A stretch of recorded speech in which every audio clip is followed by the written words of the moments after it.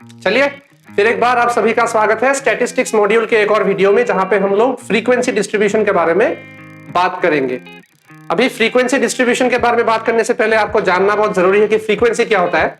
कोई भी डेटा कितनी बार अपीयर कर रहा है, ठीक है, मतलब कितना फ्रीक्वेंट है, यानी कि कितनी बार वो अपीयर कर रहा है, उसको क्या बोलेंगे हम, सरल भाषा में फ्रीक्वेंसी बोलेंगे। तो फ्रीक्वेंसी डिस्ट्रीब्यूशन का मतलब होता है कि आपको मान लीजिए ढेरों सारा डाटा आपके पास दिया हुआ है, तो आपको ये मतलब कॉन्डेंस्ड फॉर्म में लिखना है, यानी कि ये तो झगड़ा हो गया ना, यहाँ पे 32, 51, 70, 60 आई, भाई इससे क्या पता चलेगा, कुछ पता नहीं चलेगा ऐसे आपको अगर दिया हुआ है तो बिना कोई अरेंजमेंट के। तो इसको ताकि पढ़ने में या फिर समझने में आसानी हो, इसके लिए हम क्या टेक्निक यूज करते हैं, हम फ्रीक्वेंसी डिस्ट्रीब्यूशन टेबल का इस्तेमाल करते हैं। यहाँ पे हम लोग टेली मार्क्स का इस्तेमाल करते हैं। टेली मार्क्स क्या होता है?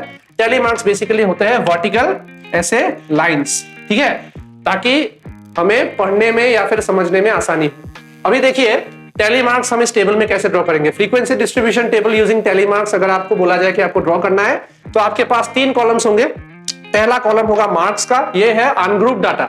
ग्रुप डाटा के लिए एक और वीडियो हम दिखाएंगे, ये है अनग्रुप डाटा। आपने देखा होगा कि यहाँ पे हमने ऐसे रैंडमली मार्क्स पुट कर दिए हैं, कोई भी मतलब क्लास इंटरवल में या फिर मतलब किसी एक कैटेगरी में हमने इस डेटा को मतलब ग्रुप नहीं किया है, तो अनग्रुप डाटा है, ऐसे ही मतलब डाल दिया। तो मार्क्स यहाँ पे टेली मार्क्स है, यानी कि ये वर्टिकल लाइंस जो है, इस वर्टिकल लाइंस के जरिए हम लोग इस मार्क्स को रिप्रेजेंट करेंगे। और फ्रीक्वेंसी का मतलब होता है कि कितनी बार एक मार्क यहाँ पे रिपीट हो रहा है। देख लीजिए मार्क्स का अगर चक्कर अगर हम देखें तो पहला क्या है 32, ठीक है, लिख लेते हैं 32, ठीक है। हम छोटा लिखेंगे, थोड़ा छोटा लिखेंगे ताकि मतलब इतने सारे मार्क्स है ना, ताकि सभी को अच्छे से यहाँ पे एकोमोडेट कर पाए।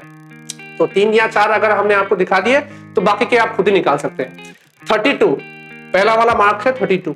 टेली मार्क्स कैसे निकालेंगे, पहले देखेंगे कि 32 कितनी बार आया है, ठीक है।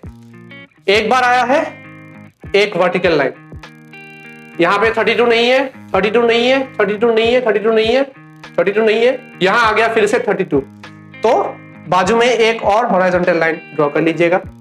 उसके बाद देखिए फिर एक बार 32 कहां आया, यहां पे आया, तीसरी बार आया, तो 3 वर्टिकल लाइंस आपने ड्रॉ कर दिए। उसके बाद 32 यहां पे एक और बार आ गया, यहां पे 32 एक और बार आ गया। ये 4 बार हमने वर्टिकल लाइंस ड्रॉ कर लिए हैं।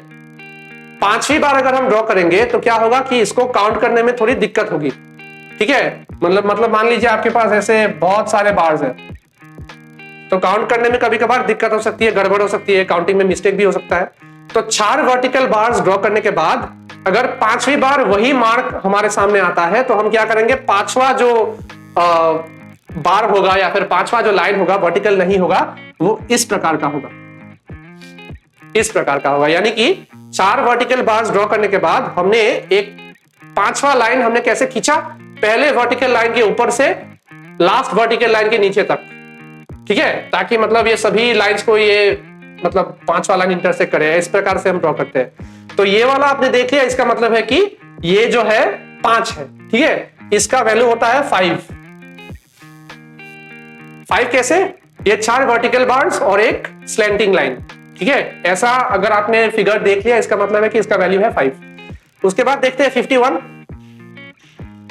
तो 51 कितनी बार है, 51 देख लीजिए आप, पहली बार है, ड्रॉ कर लीजिए वर्टिकल लाइन, यहां पे दूसरी बार है, ड्रॉ कर लीजिए, यहां पे तीसरी बार है, ड्रॉ कर लीजिए, हो गया 51। और 51 नहीं है। उसके बाद क्या हो, 32 हो गया, 51 हो गया। अभी 70 के लिए देखते हैं। 70 के लिए अगर देख लिया हमने, 70 कितनी बार है, ये पहली बार है 70, और कहां पे है, ये दूसरी बार है, 70 यहां हो गया, 70 यहां हो गया, 2 बार ड्रॉ कर लिया। तो आप जब भी नंबर्स को आप ड्रॉ कर लेते हो, उसके बाद टिक मार्क मार लीजिएगा क्वेश्चन पेपर में, ताकि फिर एक बार रिपीट ना हो जाए वो नंबर। 32 यहाँ पे 32, यहाँ पे भी 32, ठीक है। उसके बाद हमने क्या किया, 70 तक हम पहुंच गए। उसके बाद कौन सा नंबर है, 60 कितनी बार है, 60 पहली बार है, ड्रॉ कर लिया वर्टिकल लाइन। उसके बाद कोई 60 है क्या, देखो, और कोई 60 नहीं है, तो 60 का काम खत्म हो गया।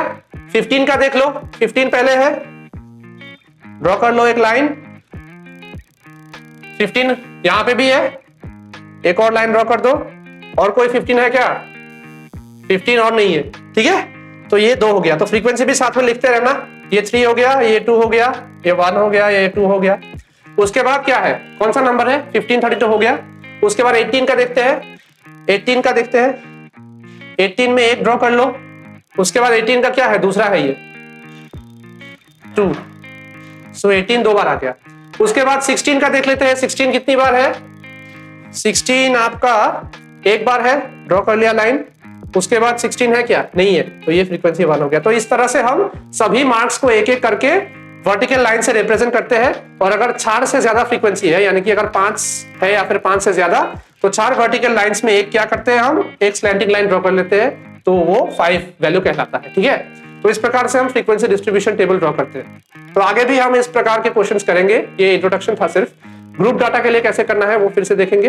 तो ये हो गया आपका पहला फ्रीक्वेंसी डिस्ट्रीब्यूशन का वीडियो।